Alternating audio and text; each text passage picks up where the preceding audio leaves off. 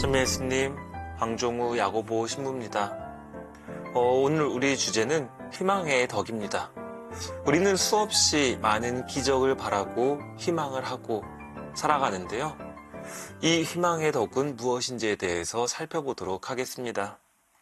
이 방송을 보는 많은 시청자분들 모두가 저마다 희망하고 있는 것 혹은 그 목표가 있을 겁니다.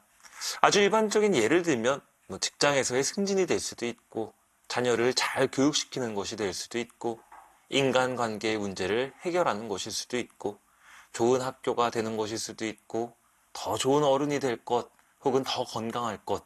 우리는 여러 가지 희망을 가지고 살아가는데요. 그래서 희망을 우리는 현세의 영원한 동반자라고 이야기하기도 합니다. 이러한 특징을 그리스도교 인간학에서는 초월성이라는 단어로 이야기하기도 합니다. 즉, 인간은 계속해서 지금의 현실을 뛰어넘어 더 나아가지고자 하는 욕망, 초월하고자 하는 욕망을 가지고 있다라는 것이죠. 이렇게 인간은 항상 완성을 추구하고 더 나은 미래를 꿈꾸게 됩니다. 제 자신을 바라봐도 이것은 참 맞는 말 같습니다. 저의 신학생 때를 생각해보면 그때 저의 일생일대의 희망, 목표는 그저 사제가 되는 것이었습니다. 사제가 된다라면 여한이 없겠다. 20년이라는 과정이 빨리 지나서 사제가 되고 싶다라는 희망을 가지고 있었죠. 하지만 사제가 되고 나서 이 희망은 그 모습을 바꿔서 저에게 계속해서 새로운 모습으로 나타나더라고요. 정작 사제 생활을 하다 보니까 내 자신이 부족한 것에 대해서 느끼게 되고, 더 좋은 강론을 하고 싶고, 뭔가 더 성숙한 어떠한 해결책을 제시하고 싶기도 하고, 그래서 특히 새 신부 때는 빨리 한 40대의 사제가 됐으면 좋겠다, 혹은 중년의 사제가 됐으면 좋겠다, 나는 너무 젊어서 부족한 것이 많다라고 생각했었던 것 같습니다. 그렇게 해서 여러 가지로 노력을 하게 됐지만 어찌저찌 이제 교회의 명령에 따라서 이탈리아 유학을 갔을 땐 그 희망은 모습을 바꾸고 또 나타났습니다. 이제는 박사학위가 목표가 되어버렸습니다. 박사학위가 언제 끝나나, 빨리 이것을 마쳐야 될 텐데 잘 끝났으면 좋겠다. 이것만 마치면 이제 나는 할 걸 다 한 거야. 하지만 지금 또 어떤 모습입니까? 학교에서 학생들을 가르치면서 여전히 저의 부족함을 느끼게 되고, 어떻게 하면 학생들을 더 잘 지도할 수 있을까? 어떻게 하면 좋은 글을 쓸 수 있을까? 논문은 또 어떻게 써야 하는가? 계속해서 고민하고 있습니다. 이러한 것들처럼 우리는 누구나 저마다의 희망을 가지고 있고, 그 희망의 특성은 결코 채워지지 않는다라는 것에 있습니다. 이 희망을 이루기 위해서 우리는 하느님께 기도를 드리게 되죠. 하느님, 이번 시험에 합격하게 해주세요. 하느님, 내 아들이 이런 대학에 합격하게 해주세요. 하느님, 이번 기회에 제 남편이 승진할 수 있게 도와주세요. 우리는 이렇게 여러 가지 희망을 담아 하느님께 청을 하게 됩니다. 그런데 그리스도교 윤리에서는 이 희망을 덕으로 분류합니다. 아니, 희망이라는 것은 인간의 모든 본성과도 같은 것이라면서요, 이것이 어떻게 덕으로 분류됩니까? 라고 질문하실 수도 있을 것 같은데, 결국 덕으로 규정되어 있다라는 것은 이 희망이, 우리가 갖고 있는 희망이 다 똑같은 것이 아니라 어떠한 우리가 지향해야 할 희망의 모범이 있다라는 것이죠. 그렇다면 바로 이 올바른 희망은 무엇인지 함께 이야기하는 시간을 갖겠습니다.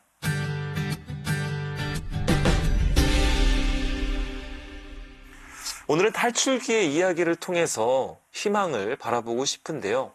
그 이유는 탈출기는 인간의 희망으로 둘러싸여 있는 이야기다라고 할 수 있기 때문인데요. 그야말로 여기에는 다양한 인간 희망의 모습들이 등장합니다. 그리고 그 안에서 인간의 희망이 맞물려서 서로 갈등을 일으킨다라고도 할 수 있을 텐데요. 사실 탈출기는 그 배경 자체가 인간 희망이라고도 할 수 있을 것 같습니다. 탈출기의 배경을 생각해 보자면 기원전 1550년부터 1077년까지 이르는 이집트 신왕국 시대입니다. 이 시기는 급격한 경제 발전과 기술의 진보가 이루어졌고 그야말로 이집트의 황금기라고도 할 수 있는데요. 이 와중에 나일강과 지중해가 만나는 지점을 이집트가 소유하게 되면서 소위 말해 주도권을 쟁취하게 되면서 활발한 군사활동과 영토 확장이 이루어집니다. 이때 왕 람세스 2세인 스스로를 이집트 역사상 제일의 파라오라고 여기면서 자신의 이름을 알리고 후세에 남기고자 하는데 여러 가지 사업을 벌이게 됩니다. 이전 파라오의 조각상에 이름을 지우고 자신의 이름을 새기기도 하고 후대의 파라오가 자신의 이름을 지울까가 두려워서 자신의 이름은 아주 깊게 파도록 명령을 내립니다. 다시 말해 우리가 인간적으로 바라봤을 때 이집트의 역사는 인간의 희망 그 자체라고도 할 수 있겠죠. 영토를 확장하고 싶은 희망, 더 부유하고 싶다는 희망, 후대의 이름을 알리고 싶다는 희망. 자, 이러한 희망들을 이집트는 가지고 있었습니다. 그런데 이러한 희망은 과연 완전한 것일까요? 결코 완전하지 않죠. 그것은 채워지지 않는다라는 점에서 불완전하고 심지어 불안정까지도 합니다. 이러한 희망의 불안정성 혹은 불완전성은 곧 자신의 희망을 이루기 위한 폭력으로 나타나게 되고 하느님의 말씀을 저버리는 것을 통해서도 나타나게 됩니다. 탈출기의 배경을 바라보면 이러한 상황이 적나라하게 드러나게 되는데 아시다시피 이집트의 당시 상황은 인간이 만들어 놓은 폭력과 탄압으로 가득 찬 시대다라고 할 수 있죠. 이스라엘 사람들이 아주 오랜 시간 동안 핍박받는 이 시기, 더더군다나 파라오는 이스라엘의 맏배들을 죽임으로써 타 민족의 미래를 말살시키고자 하는 모습까지 보입니다. 이것은 이스라엘 사람들이 자신의 권한에 반기를 들까봐 하는 욕망에서 나오게 되는 것인데 이것이 얼마나 내 희망을 쟁취하기 위해서 타인을 사용하거나 또 폭력의 대상으로까지 타락시키는지 우리는 이 이야기를 통해서 알게 됩니다. 두 번째로 탈출기의 배경 안에서 파라오의 모습은 하느님을 전혀 깨닫지 못하는 데서 분명히 드러납니다. 이유는 스스로를 하느님인 양 착각하고 있기 때문이죠. 그러다 보니까 자연스럽게 폭력을 휘두를 수 있고 주님의 말씀을 거부하게 되고 모세를 통해서 여러 가지 재앙이 일어나지만 그것은 단지 우연일 뿐이다 라고 치부하기도 합니다. 그렇게 자신의 완고한 뜻을 숨기지 않는다라고 할 수 있습니다. 바로 이 지점에서 앞서 말씀드린 것처럼 인간의 한계가 드러납니다. 즉 인간 희망의 한계와 불안정성이 드러난다라는 것이죠. 결국 인간의 희망은 소멸하는 것 혹은 자신만을 위한 것이라는 특징을 지닙니다. 그렇기 때문에 우리 그리스도교 윤리에서는 이러한 인간의 희망은 사실 희망이라기보다는 애착에 가깝다라고 이야기를 합니다. 애착이라고 한다라면 몹시 끌리거나 아껴 집착하는 것이다 라고 할 수 있는데 소위 말해서 우리는 그러한 형식으로 세상의 것을 사랑하고 있는 것이죠. 이것은 물론 어떠한 면에서는 자연스러운 것이지만 그러나 이것이 나 중심적인 것이 됐을 때 여러 가지 문제를 야기하기도 합니다. 결국 우리가 원하는 것은 하느님의 영역 안에서 해석되는 것이 아니라 온전히 나를 향한 것, 나의 이기적인 것으로 변질 때 우려가 있다라는 겁니다. 자, 이러한 상황에서 채워지지 않는 욕망, 자, 거기에 우리는 계속해서 얽매이게 되고 즉각적인 하느님의 반응이 없는 경우 등을 또 돌리게 된다라는 것이죠. 박사과정을 하고 있을 때 저의 모습을 한번 생각해 봅니다. 제가 만약에 공부에만 너무 매몰돼서 하느님을 생각하지 않고 그저 논문을 쓰는 것에만 집중하고 다른 사람을 사랑하거나 배려하지 않는다라고 한다면 저의 희망은 그야말로 공부를 향한 애착, 집착에 불과하다라고 할 수 있겠죠. 그런데 만약에 내가 박사학위를 하는 것이 하느님을 위한 것이니 성실하게 잘 하고 싶다라는 의지를 가졌다라면 저의 희망은 어떠한 덕을 포함하는 방향으로 나아가게 되는 겁니다. 그렇기 때문에 이제 희망에 대한 몇 가지 구분이 가능해집니다. 먼저 희망이라는 것은 우리가 가지고 있는 본연의 것으로 윤리적인 선을 본질로 삼지 않는 그냥 그 자체 어떠한 감정이다라고 할 수 있습니다. 그런데 이것이 나를 위한 것이 될 경우, 즉 선과 악에 관심이 없고 오로지 나를 위한 것이 될 경우 이것은 애착이 된다라는 것이죠. 마지막으로 희망의 덕에 대해서 말씀드리고 싶은데 우리 그리스도교 윤리에서 이 희망의 덕은 윤리적 선을 본질로 삼고 있다라고 할 수 있습니다. 즉 희망은 윤리적으로 선하고 사랑할 만한 것을 확고하게 지향할 때 덕이 된다라는 것이죠. 그리고 이 선과 악의 절대적인 기준은 바로 하느님이 됩니다. 자, 그렇다면 이제 탈출기에 나타나는 이스라엘 자손들의 모습을 한번 보도록 하겠습니다. 그들의 희망 혹은 애착은 무엇인지 함께 살펴봐야 할 것 같습니다. 탈출기 12장 41절은 이렇게 이야기합니다. 430년이 끝나는 바로 그날 주님의 모든 부대가 이집트 땅에서 나왔다. 이 430년은 이스라엘 자손들이 이집트에 들어갔던 그 순간을 이야기하는 것이죠. 400년이 넘는 시간 동안 그들은 압제에 시달려 왔습니다. 그야말로 핍박과 고통을 당해야만 했던 것이죠. 이제 하느님께서는 이들을 더 큰 희망으로 불러내고자 이집트 땅에서 나올 수 있도록 그들을 이끌어내십니다. 하지만 얼마 되지 않아서 그들은 불평불만을 하기 시작하죠. 무엇보다 당장 바다가 갈라지기 직전 이집트의 기마병들 그리고 보병들이 쫓아오자 그들은 모세에게 이렇게 이야기합니다. 이집트에는 맷자리가 없어 광야에서 죽으라고 우리를 데려왔소. 어쩌자고 우리를 이집트에서 이끌어내어 이렇게 만드는 것이오. 여기에서 우리는 바로 인간의 애착에서 인간의 교만이 시작된다는 것을 알게 됩니다. 그리고 하느님의 이끄심과 인간의 희망이 갈등을 일으킨다라는 것도 느끼게 됩니다. 왜냐하면 내가 여기까지 올 수 있도록 이끌어 주신 게 분명 하느님인 것을 알고 있음에도 하느님께 아니 이럴 거면 왜? 라는 질문을 하게 된다라는 것이죠. 하느님의 존재와 인간의 애착 사이의 갈등, 도대체 이것은 왜 일어나는 걸까요? 바로 목적 자체가 다르기 때문입니다. 다시 탈출기의 입장으로 들어가서 봤을 때 당시 이스라엘 백성의 목적은 과연 무엇이었을까요? 그들은 어려운 현실로부터의 탈출을 꿈꾸고 있었고 이집트 압제로부터의 해방을 꿈꾸고 있었습니다.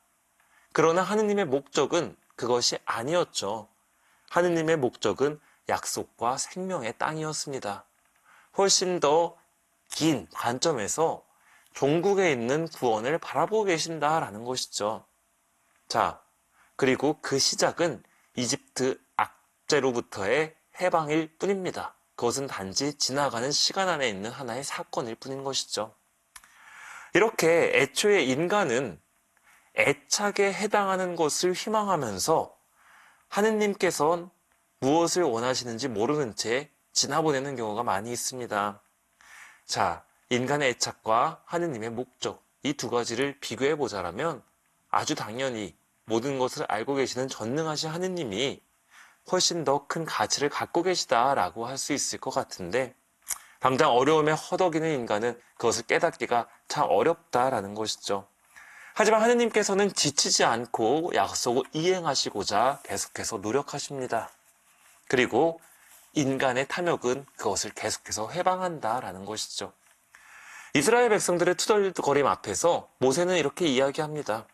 두려워하지들 마라. 똑바로 서서 오늘 주님께서 너희를 위하여 이루실 구원을 보아라. 주님께서 너희를 위하여 싸워주실 터이니 너희는 잠자코 있기만 하여라. 탈출기 14장 13절에서 14절까지의 말씀인데 결국 여기서 희망의 덕을 위해서 우리에게 요구되는 몇 가지 요소들이 드러납니다. 그중 첫 번째는 하느님의 협력입니다. 하느님께서는 여러 가지 재앙과 기적을 통해서 우리와 함께 하시며 모세를 선임해서 백성들을 이끌게 해주셨듯 우리에게 협력자를 보내주실 것이다 라는 겁니다. 즉 하느님께서는 우리를 위해서 계속해서 싸우고 계신다라는 것이죠. 두 번째는 인간의 믿음입니다. 즉 주님을 향한 확신으로 어려움을 헤쳐나가야 한다라는 것이죠. 한편 인간이 하느님의 도우심을 깨닫지 못하고 주님께 협력하지 않고 그 믿음이 약할 때 우리는 참다운 희망에 머물러 있지 못하게 됩니다. 자, 그러나 하느님께서는 지치지 않고 약속을 이행하는 분이다 라고 말씀을 드렸는데 주님께서는 그들이 밤낮으로 행진할 수 있도록 그들 앞에 서서 가시며 낮에는 구름 기둥 속에서 길을 인도하시고 밤에는 불 기둥 속에서 그들을 비추어 주셨다 라고 이야기를 합니다. 탈출기 13장 21절까지의 말씀인데 이렇게 하느님께서 우리를 계속해서 인도해 주신다라는 것이죠. 그렇게 해서 이제 이스라엘 백성들이 탈출하게 되는 바로 그 순간, 이제 이집트는 노예살이에서 해방이 되는 그 순간, 자, 예전에 노예살이가 있었던 시간은 과거가 되는 것이고 죽음과 공포의 밤은 지나가게 됩니다. 이제 바다라는 위협을 건너므로써 그것을 이루게 되는 것인데 그렇게 해서 미래와 자유, 약속의 땅으로 천천히 나아가게 되는 것이죠. 자, 이렇게 해서 생명과 희망의 서광이 비치는 바로 그 새벽을 향해 나아가게 되는 겁니다. 근데 우리가 생각해보면 바로 이 바다를 건너는 순간 혹은 광야에 있는 이 순간이 결국 현재 우리의 삶과도 비슷하지 않나라는 생각을 하게 됩니다. 광야에 있는 우리에게 결국에는 요구되는 것은 하느님을 향한 올바른 희망의 덕이다라고 할 수 있겠죠. 즉 이웃과 교회의 가르침을 통해서 하느님의 사랑을 기억하고 그분을 따를 것을 노력하는 것. 자, 그렇게 해서 하느님께서는 구름 기둥과 불 기둥으로 우리와 함께 계실 것입니다. 자, 이러한 희망을 위해서 굉장히 좋은 가르침을 주신 성인이 있는데 바로 아우구스티누스 성인입니다. 아우구스티누스 성인은 사물을 사용해야 할 것과 향유해야 할 것, 이 두 가지로 구분합니다. 우리가 인생을 살아가면서 사용해야 할 것은 뭐냐 하면 일시적인 행복을 인간에게 가져다 주는 것으로 영원한 생명을 위해서 수단으로 사랑해야 할 것이다 라고 생각하면 되겠습니다. 예를 들어서 재산, 건강, 어떠한 명예, 학벌과 같은 것이 대표적인 예죠. 한편 또 다른 사물의 종류는 향유해야 할 것입니다.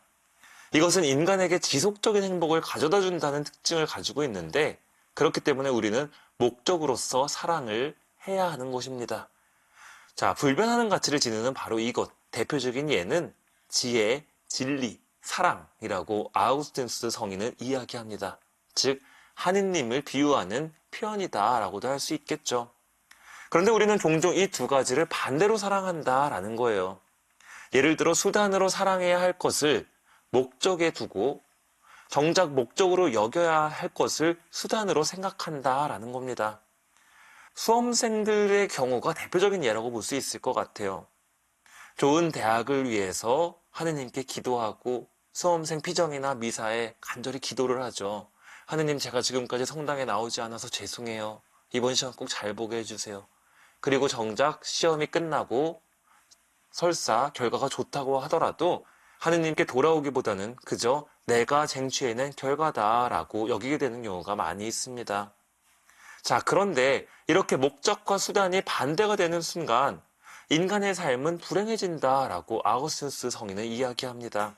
그 이유는 인간의 행복은 혹은 인간의 희망은 일시적인 것으로 지나가게 되고 결국 그것은 채워지지 않는 욕망으로 인해서 계속해서 집착하게 되기 때문이다라는 것이죠. 그래서 아우구스티누스는 이렇게 이야기합니다.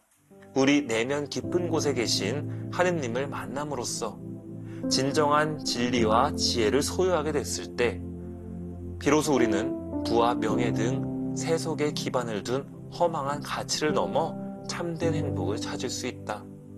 자, 과연 여러분들이 희망하는 것은 무엇인가요? 그것이 진정한 행복인지 불변하는 가치를 지니고 있는지 한번 생각해 보시길 바랍니다. 혹은 언젠간 사라져버릴 신기루와 같은 것을 쫓아서 하느님을 그저 수단으로 사용하고 있지는 않은지 때로는 우리가 그러진 않는지 잘 돌이켜봐야 될 것 같습니다. 결국 우리가 가지고 있는 어떤 재산, 건강, 명예 모두 다 좋은 것들이라고 할 수 있지만 그것은 하느님을 향한 어떠한 수단으로서만 사용되어야 한다는 것. 그렇게 하느님을 희망할 때 우리는 비로소 하느님을 더욱더 잘 깨닫게 된다는 것. 그리고 하느님의 가르침을 잘 실천하게 된다는 것. 그것을 꼭 기억하시길 바랍니다. 그 희망이 바로 우리를 행복하게 해줄 것이며 부족한 모든 것을 채워줄 것입니다. 다시 한번 하느님을 향한 희망, 그리고 세상을 벗어나 영원한 삶으로 나아가고자 하는 희망에 목적을 두기를 바라면서 오늘의 강의 마치도록 하겠습니다. 감사합니다.